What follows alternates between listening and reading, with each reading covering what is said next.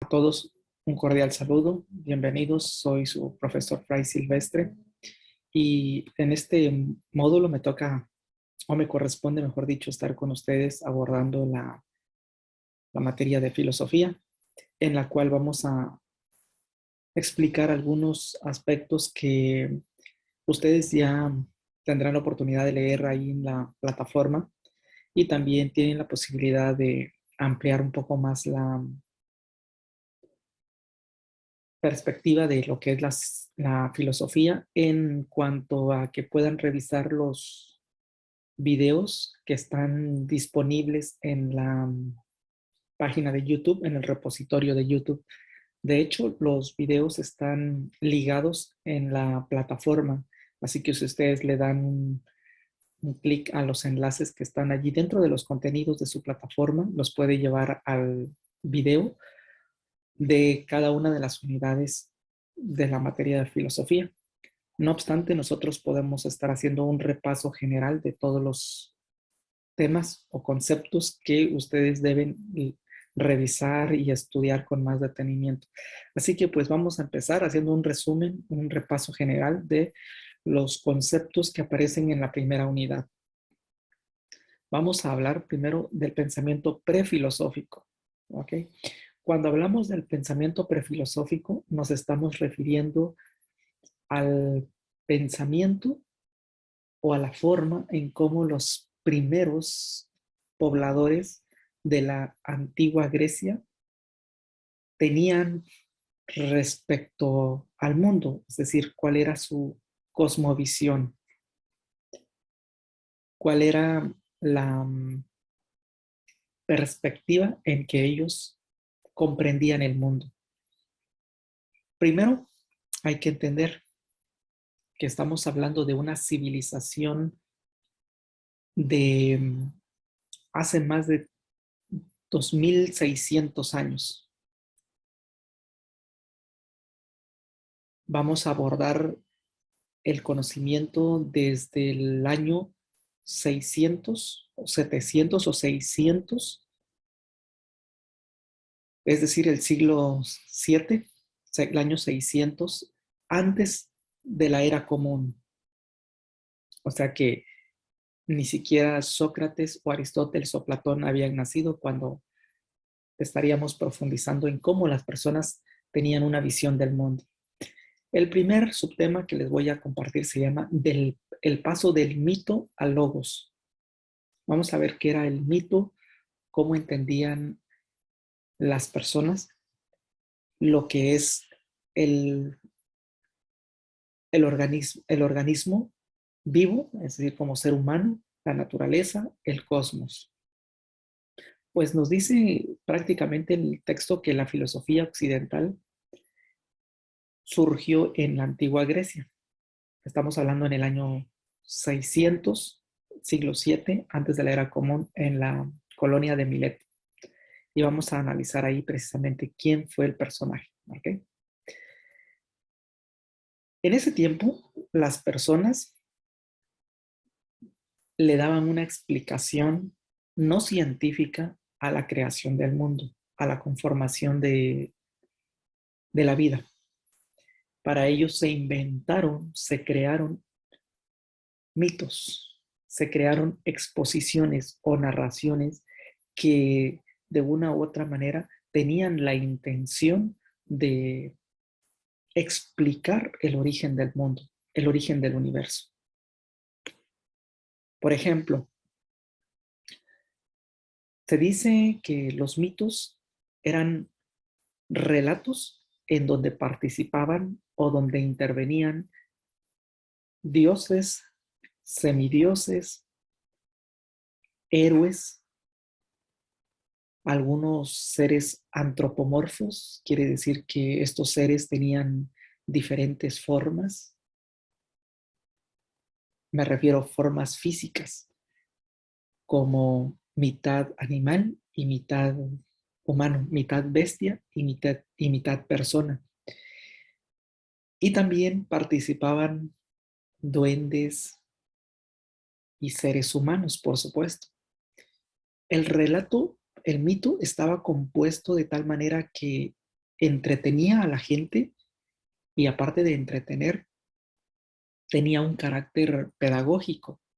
Explicaba y hacía entender a las personas de cómo se creó la constelación, las estrellas, el sol, la luna, la naturaleza y las personas. Pues prácticamente el mito, según Mircea Eliade, dice que el mito es un relato falso que describe de una manera genial o de una manera interesante la verdad del mundo.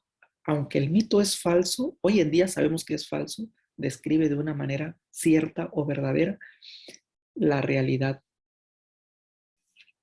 Eso hoy lo sabemos que es falso, pero para aquellos tiempos el mito era como si nosotros tuviéramos al alcance hoy en día los medios de comunicación, claro, los que son imparciales, los que son neutros, los que son objetivos, como si nosotros tuviéramos una enciclopedia, como si nosotros tuviéramos los libros a los cuales acudir.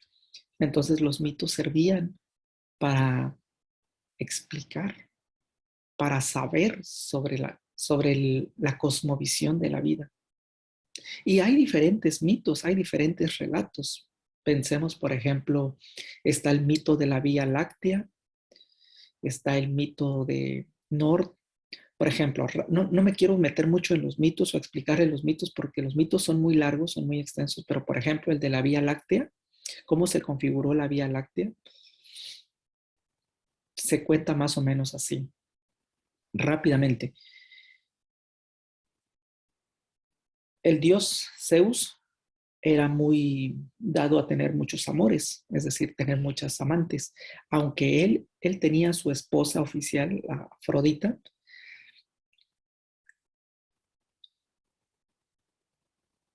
tenía el deseo de estar con hombres, con bestias, con animales, con otras mujeres y con semidioses o semidiosas. Es decir, experimentaba su sexualidad de diversas maneras, ¿no? Y en una de esas ocasiones se cuenta que, en uno de esos amoríos se cuenta que tenía un romance con una mujer de nombre Alcmena. Bueno, en realidad no era Afrodita, era la esposa de Zeus.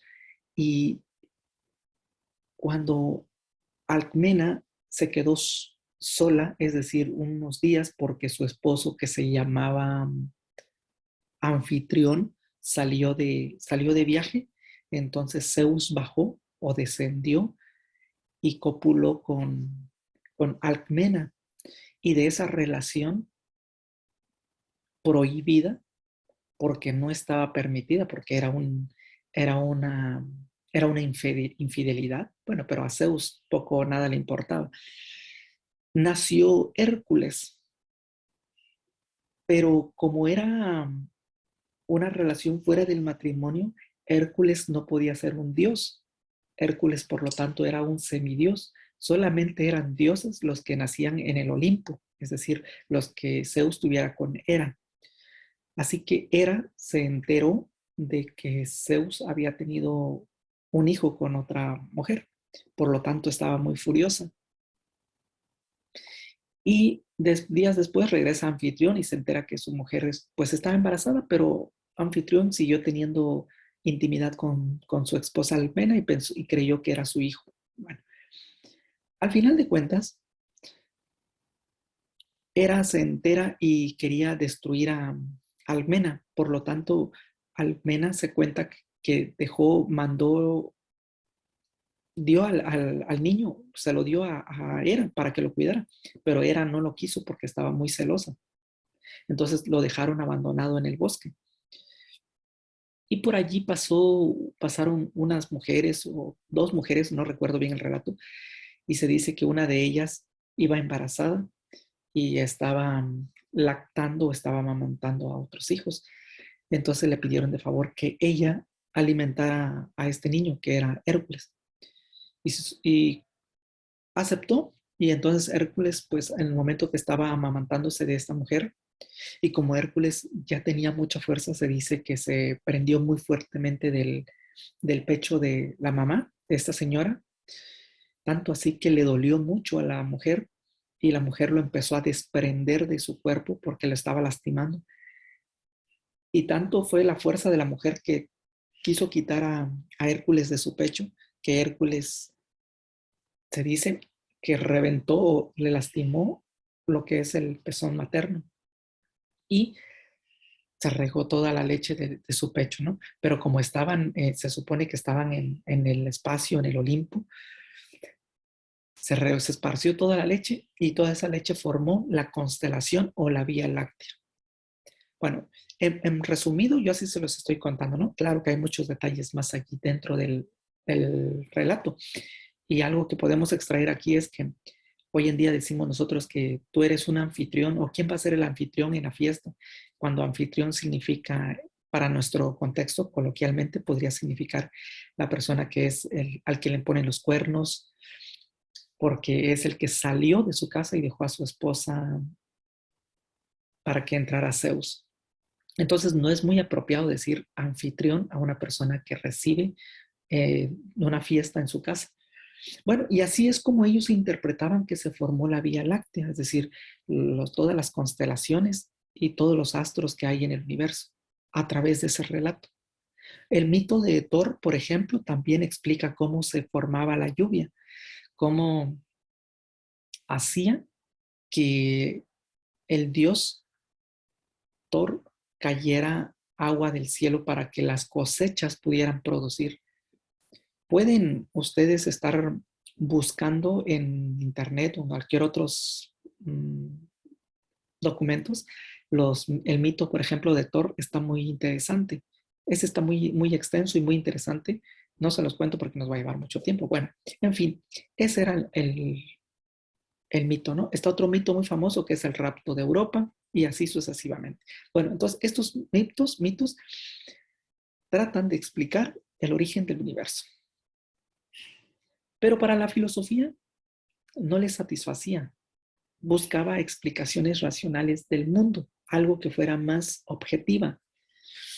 Por eso se solía decir que con el nacimiento de la filosofía tuvo paso, tuvo origen del mito o de los relatos ficticios al logos.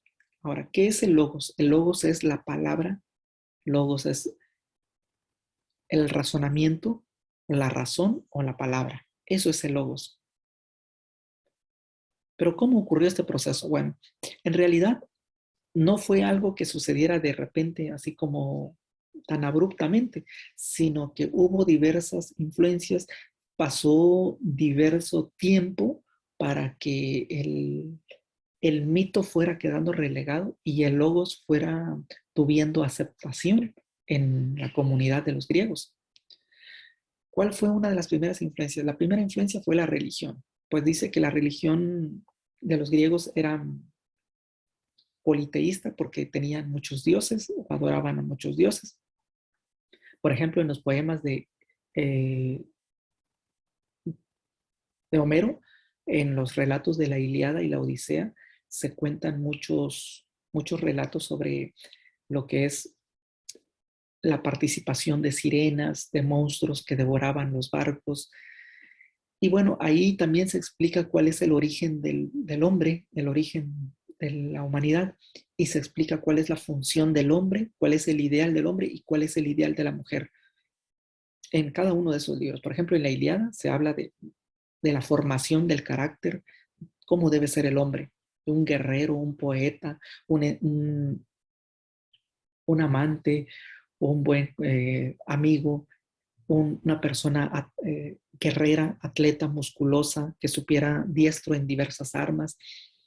Y en el relato de la Odisea, por ejemplo, se cuenta cuáles son las habilidades o las destrezas que la niña o la mujer debía desarrollar en casa, que debía saber música, debía saber literatura, poesía, debía saber gobernar el hogar, saber educar a sus hijos, entre muchas otras cuestiones que se enseñaban en estos relatos. Y ahí también hay aspectos religiosos dentro de lo que es estos dos relatos, la Ilíada y la Odisea.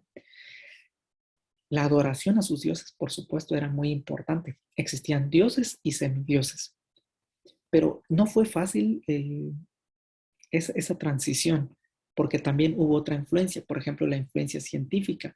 ¿Cómo fue que llegó el logos? ¿Cómo fue que llegó la ciencia, la palabra razonada a los griegos?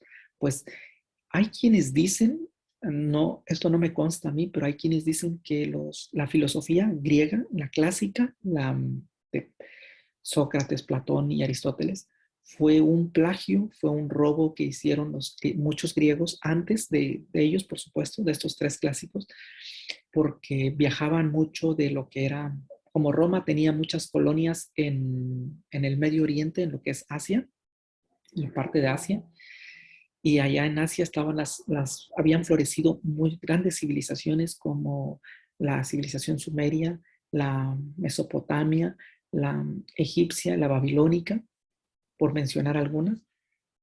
Y se cuenta que estos griegos viajaban mucho con los romanos, iban hacia esas partes y se impresionaban de los saberes que veían allá. Y entonces hubo muchos supuestamente maestros de Grecia que se fueron según de aventureros, a comerciar o a vivir o a viajar de turistas y escucharon todo ese conocimiento que tenían esas civilizaciones en el Medio Oriente y la robaron y la trajeron a Grecia y la replantearon o hicieron un sincretismo. Un sincretismo quiere decir una mezcla de sus saberes con los saberes del antiguo Oriente. Y bueno, y eso fue el resultado de lo que hoy conocemos como la filosofía clásica. Eso es un supuesto, no está comprobado científicamente, pero hay quienes sostienen ese argumento. Ahora, ¿por qué también se viajaba a esos lugares, al Medio Oriente? ¿Por qué los griegos y los romanos viajaban hacia allá? Precisamente porque necesitaban comerciar también productos. A través de navegaciones, a través de embarcaciones, iban y comerciaban productos. Así que el comercio o la sociedad mercantil fue un paso muy importante, fue un vínculo muy importante para que el logos llegara a Grecia y desapareciera el mito. Se sabe por ahí, hay quienes siguen sustentando esta teoría que dice que si no hubiese existido el comercio o la la sociedad mercantil, es decir, el flujo de comercio entre los griegos y romanos con los babilonios, los asirios, los mesopotámicos, o los egipcios y los fenicios o los sumerios, si no hubiese existido eso, realmente cuentan por allí que no se hubiera dado, no hubiera surgido la filosofía en ese tiempo, tan, tan prácticamente así como lo conocemos hoy. Quiere decir que el comercio fue un factor importante para que ese saber llegara a Grecia y la gente dejara de creer en mitos, en leyendas, en fábulas y se centraran a razonar, a pensar, a reflexionar sobre cómo se formó el mundo y cómo se formó la vida humana.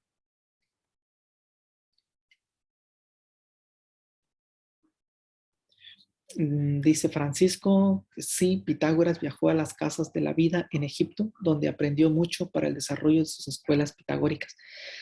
Muchas gracias, Francisco. Correcto. Entonces, ahorita vamos a entrar a ver a Pitágoras precisamente. Por eso ese saber no es prácticamente, como dicen muchos, no es auténtico, no es original de los griegos. Y me acoplo a esa idea. Pienso que sí, que el saber de los griegos es una combinación, es una mezcla con los saberes del Oriente, del Medio Oriente. Bueno, vamos a ver primero quiénes son esos filósofos presocráticos. Presocráticos se entiende que son antes de Sócrates. Son los que llegaron a razonar por primera vez, los que llegaron a utilizar el logos por primera vez. Bueno, se llaman así porque vivieron antes de Sócrates. Aunque no todos, pero todos los presocráticos, o casi la mayoría, filosofó, razonó, pensó sobre la naturaleza, ¿ok? Esta parte es muy importante que la entiendan. Todos o la mayoría de los presocráticos razonaron la palabra hablada, la meditaron en torno a la naturaleza, cómo se creó la naturaleza. No así, no hablaron de la polis, es decir, de la sociedad, no hablaron de economía, no hablaron de política, no hablaron de cultura, solo hablaron de la naturaleza. Y eso es lo que vamos a hablar ahorita. Vamos a ver quién fue el primero. ¿Cuál fue el principio o cuál es el principio o el arjé de todas las cosas? Okay. Esta palabra es muy, muy interesante que la adquieran o la pongan en su vocabulario, arjé. Se escribe A-R-J-E o hay quienes la escriben como A-R-K-H-E, arjé. Cualquiera que sea la forma de escritura, se está refiriendo a physis. Physis es naturaleza, o en otras palabras podríamos decir principio, origen.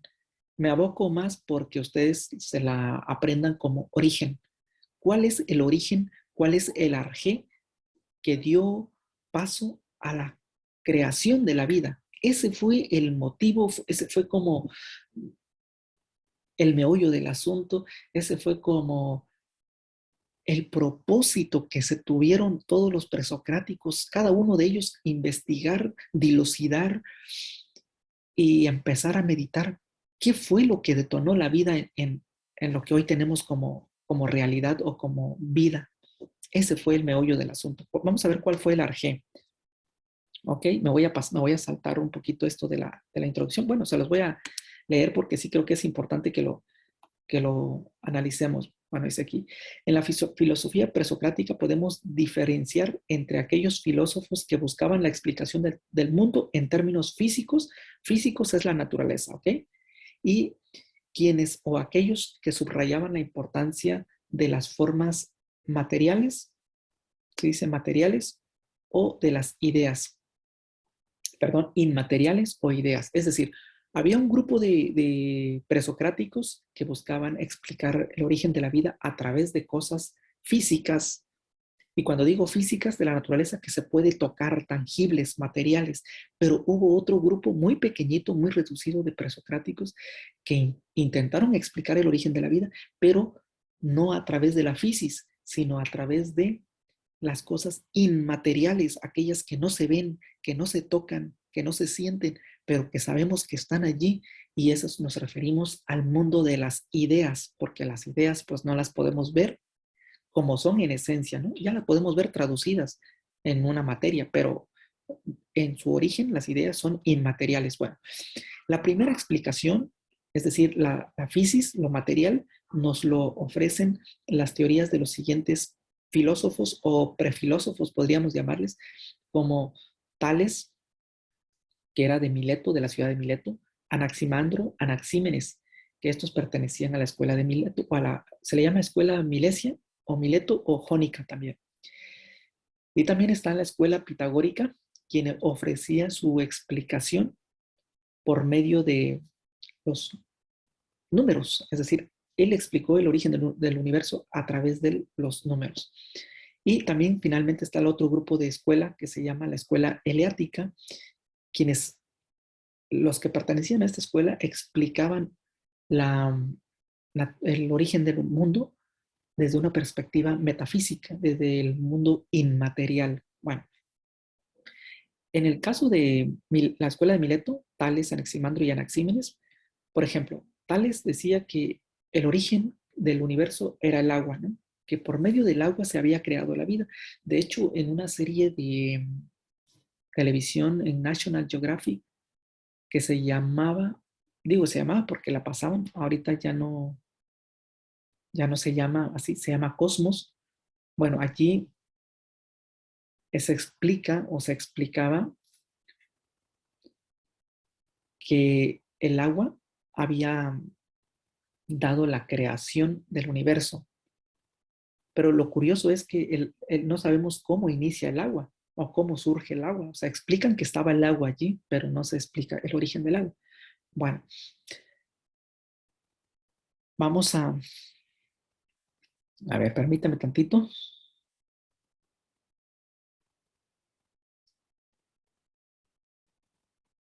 Bueno, esa era la explicación de Mileto, ¿no? Que era el arjé era el agua, el origen del mundo era el agua.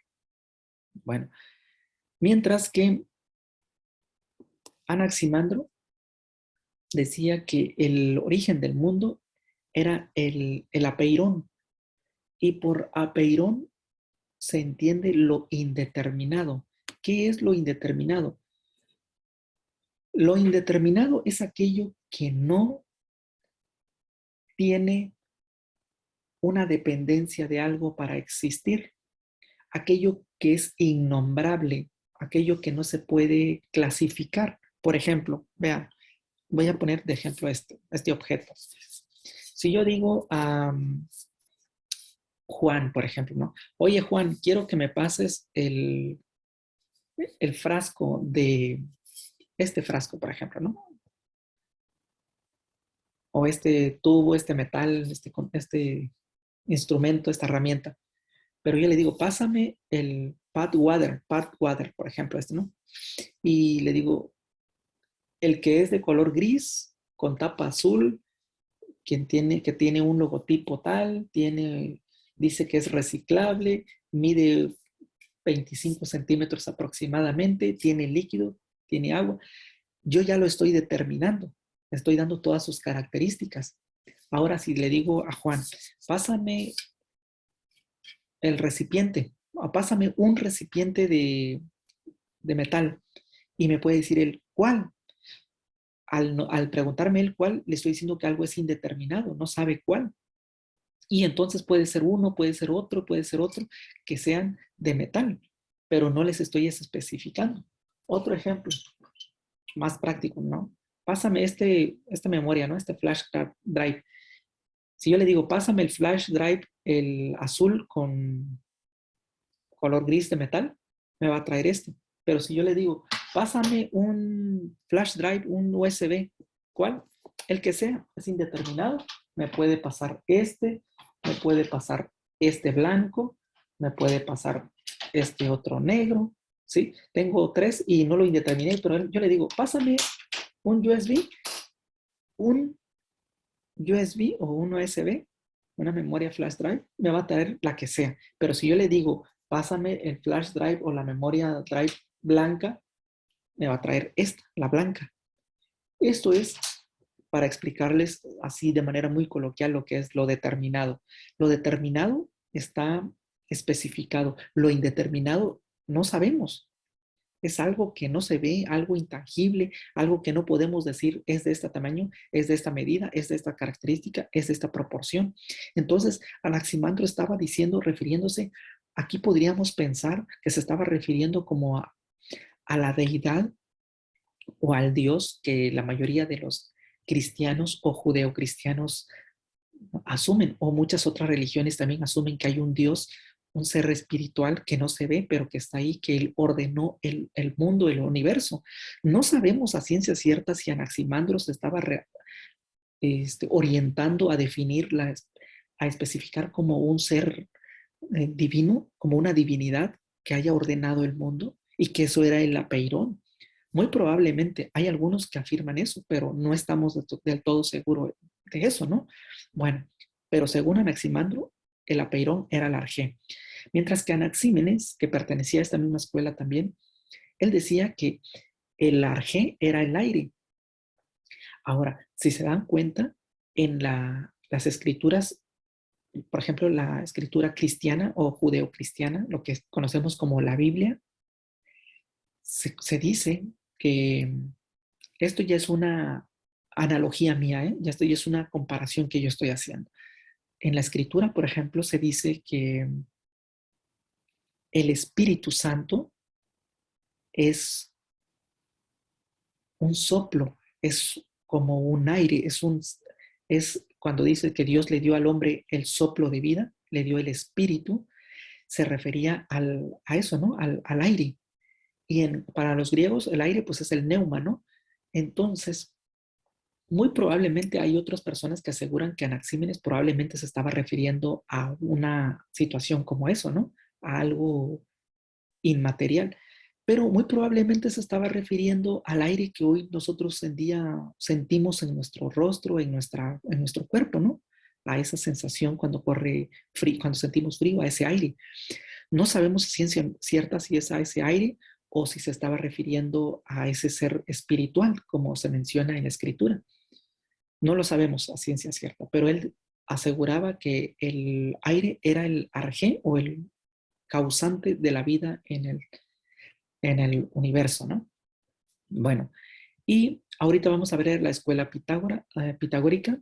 Dentro de la escuela pitagórica, pues tenemos a Pitágoras, que es el principal exponente de esta escuela. Hubo algunos discípulos de él que no son tan mencionados, pero vamos a hablar de él rápidamente. Bueno, él dice que fundó una secta filosófica religiosa. Ahora que cuando, cuando escuchen el concepto de secta, no se asocia solamente a religión.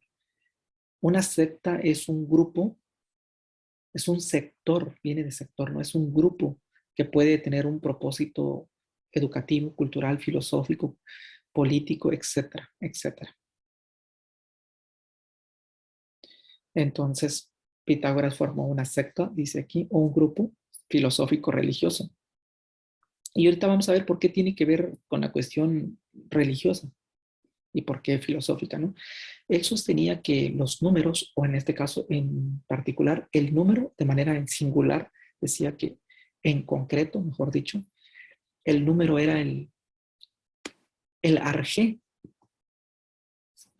del universo, ¿no? El tetractis, decía él, o tetratis, o sea, los cuatro números que suman 10, 1 más 2 más 3 más 4, todos los números nacen del uno.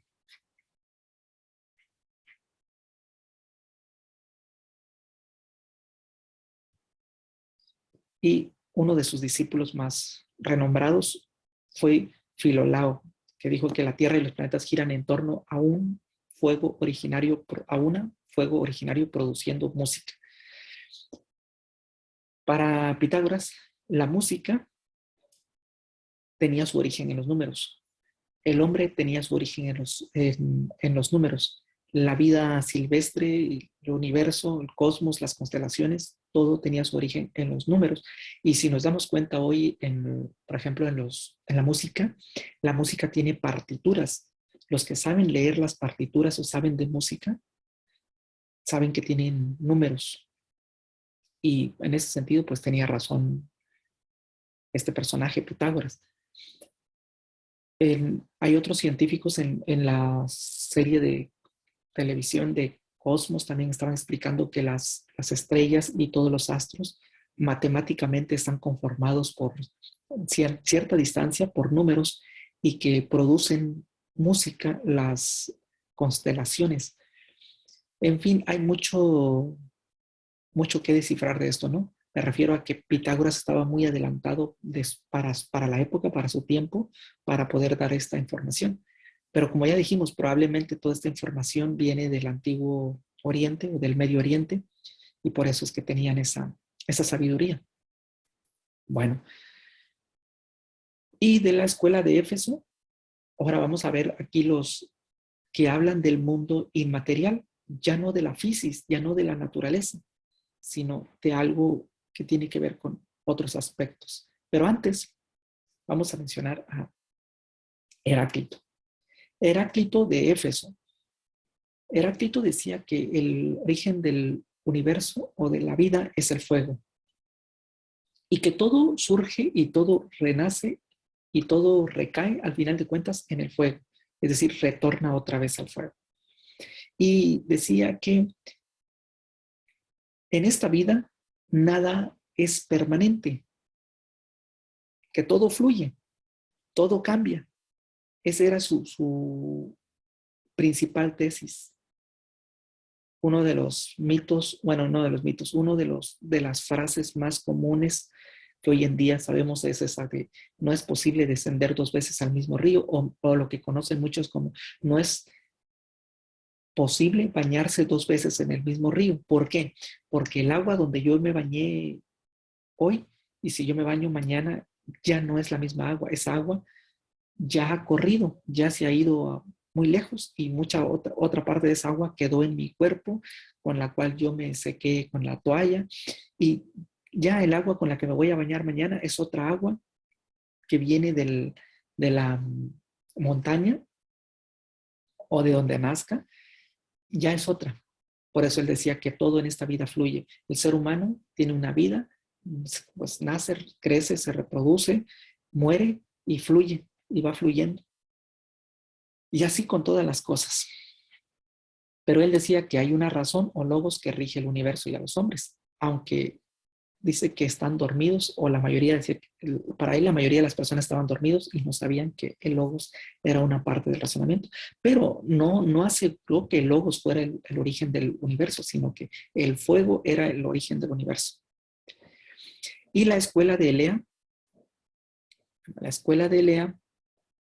estos personajes ya son más literatos que otra cosa, ¿no? Por ejemplo, aquí vemos que Genófanes era poeta y bueno, él dentro de todas sus poesías expresa que el origen del mundo, bueno, no en todas, en la mayoría de sus poesías da referencia de que la creación del mundo se debe precisamente a lo que es una mezcla o una composición de tierra y agua, lo que viene siendo el barro.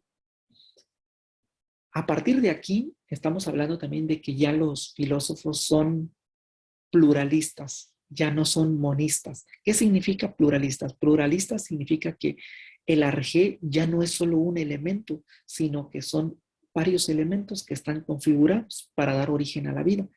Si se dan cuenta o si recuerdan, los que vimos al principio como Tales, Anaximandro, Anaxímenes, Pitágoras, son filósofos o prefilósofos monistas. Monistas significa uno, de mono, uno, que un solo elemento era el arjé del universo, como habíamos dicho, ya sea el agua, el aire, lo indeterminado, lo apeirón, o el fuego, que es un solo elemento. Pero aquí ya estamos viendo que Genófanes dice que es la tierra y el agua, ya son dos elementos. Bueno, y en relación con Parménides, también un poeta, él menciona que el arjé está como en el ser inmaterial del ser humano. Podríamos pensar que Parménides estaba refiriéndose a las ideas, que el origen del universo es una idea o surgió en las ideas, en el mundo de las ideas que más tarde Platón vino a retomar. Hay quienes dicen que Platón se plagió las ideas de Parménides, pero hay quienes dicen que Platón vino a esclarificar un poco más lo que Parménides trataba de explicar.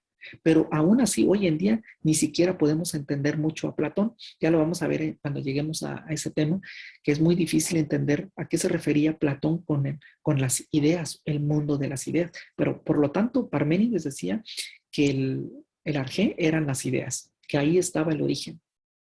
Bueno, y vamos a ver quién más tenemos aquí. A Zenón, también, igual otro poeta, otro literato. Más bien a él se le conoce como la persona que escribía tantas paradojas. Las paradojas son algo que nosotros podemos decir, algo contradictorio, contraproducente. Para ponerles un ejemplo, en el libro de Don Quijote de la Mancha, hay un extracto, hay un pasaje donde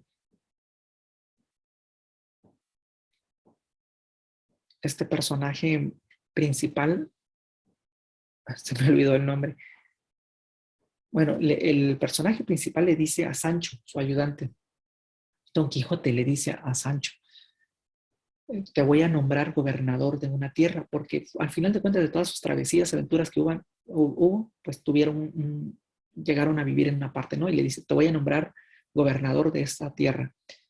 Y ahí se cuenta que cuando ya Sancho se queda viviendo, escribieron un lema en la entrada de la ciudad, para cuando iban a entrar a la ciudad, en el portón había una leyenda en la cual también habían dos personas cuidando la entrada y que toda persona, todo turista o todo visitante que tenía que entrar a esa ciudad tenía que leer el lema y decir su propósito por el cual iba a entrar a esa ciudad. Y el lema o la leyenda decía: para poder acceder a esta ciudad, tienes que decirnos cuál es tu objetivo, propósito o finalidad.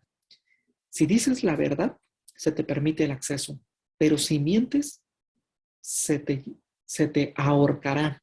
O sea, que se le iba a quitar la vida a la persona en público. Entonces todo parecía funcionar perfectamente. Dice que la gente que llegaba decía su objetivo, entraba, y el que no decía mentía, pues parecía ser que todo iba bien, estaba funcionando el lema muy bien o la leyenda, hasta que un día llegó una persona que les expuso su motivo con una paradoja.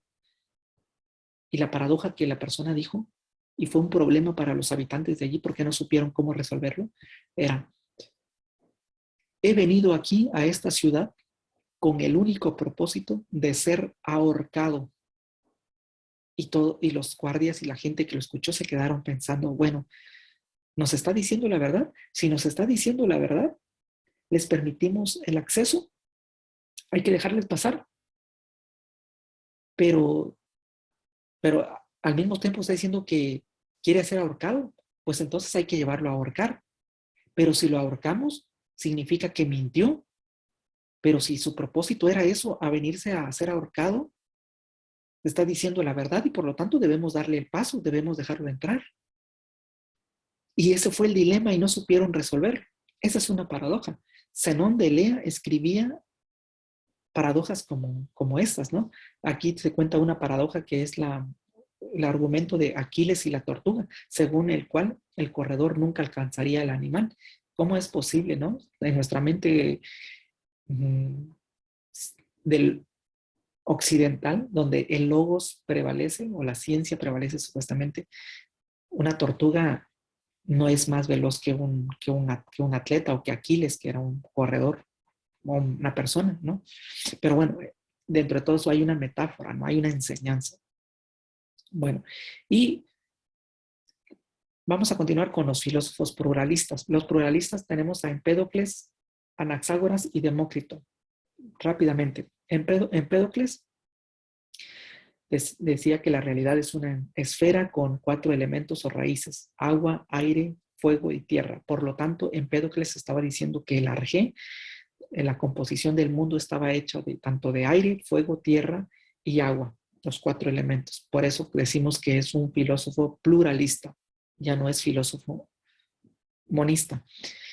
Y Anaxágoras decía que todo está compuesto de semillas. Y quien produce el torbellino es el nous. ¿Se acuerdan que hace ratos hablamos de lo indeterminado con Anaximandro? Que decíamos del el nous, de lo indeterminado. Pues el nous, o el espíritu, o una inteligencia sabia, poderosa, que ordena y clasifica todo. Bueno, aquí hay dos cosas, dos elementos, ¿no? Las semillas por un lado y el nous por otro lado. Eso es pluralista. Por semillas nosotros podemos entender a lo que Demócrito viene a explicar después como átomos. Los átomos, todas esas partículas que están en el universo. Y yéndonos a la biología, de nuestra biología hoy, occidentalmente hablando, ¿de dónde surge la vida? ¿Verdad que el semen es el que lleva en sí la vida? Tanto el semen como el óvulo, por supuesto, ¿no? Pero el semen, por ejemplo, para las culturas fenicias, para los babilonios, para los sumerios, era muy importante porque ahí estaba el factor de la vida. Ahora, si nosotros nos vamos al hebreo, la palabra semen se traduce en español como semilla o simiente. Semilla o simiente. Semen es igual a semilla o simiente. No sabemos si Anaxágoras se estaba refiriendo al semen o se estaba refiriendo a las semillas como átomos. Lo más probable es que se esté refiriendo a los átomos que más después Demócrito viene a decir este nombre, ¿no? Pero que aun cuando existieran los átomos en el espacio, fue una inteligencia superior, fue un nous, fue un espíritu, dice él, un espíritu poderoso y sabio, el que a través de esas semillas le dio vida a todo lo que hoy conocemos como realidad.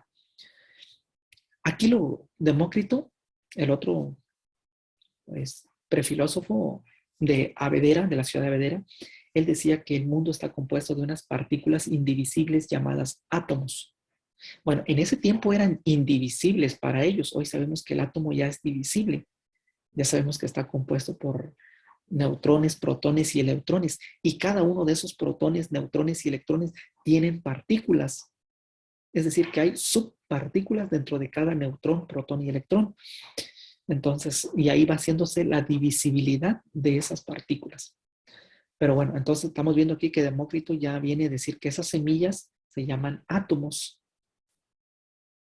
Pero al hablar de átomos, estamos hablando de que no es solamente uno, ¿verdad? Son muchos. Por eso también se considera como un filósofo pluralista, porque la composición del universo son un infinito de número de átomos, los que dan origen al universo. Bueno, algo que se me pasó decirles de Pitágoras, ¿por qué tiene que ver con la religión? No lo comenté ahí, pero Pitágoras creía que el alma transmigraba, es decir, que el alma del ser humano cuando moría o cuando fenecía, no, no moría, sino que el alma transmigraba y viajaba. Y probablemente de ahí venga muchas versiones de la, ¿cómo se le dice? Reencarnación. Y la transmigración significaba que el alma quedaba viva y se encarnaba en otro ser. No sabemos si Pitágoras estaba refiriendo a que se reencarnaba en otro ser humano o en otro ser viviente. Muy probablemente sabemos que esta idea tal vez la haya recogido del Medio Oriente, porque en el Medio Oriente creen en esa filosofía de la reencarnación, que el alma transmigra y puede transmigrar 1000, 2000, 3000 veces hasta que cumpla su ciclo de limpieza o purificación, que eso es lo que ellos le llaman el karma, hasta que limpien su karma.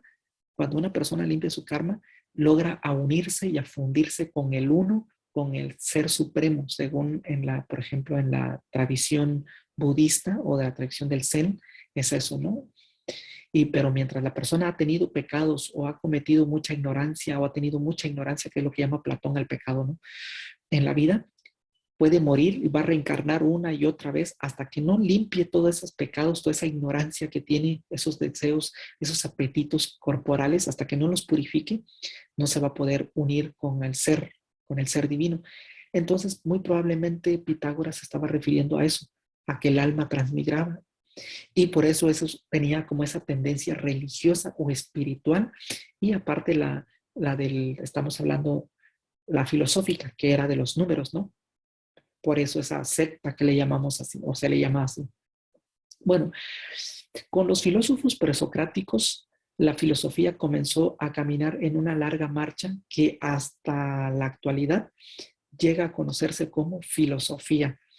Pero si se dan cuenta, los filósofos presocráticos hicieron mucho porque empezaron a quitar a la gente del pensamiento del mitos, ya quitarse esas leyendas y quitarse esas fábulas y empezar a razonar y empezar ya a filosofar y a cuestionar. Es ahí cuando empieza a llegar la palabra hablada o la palabra razonada.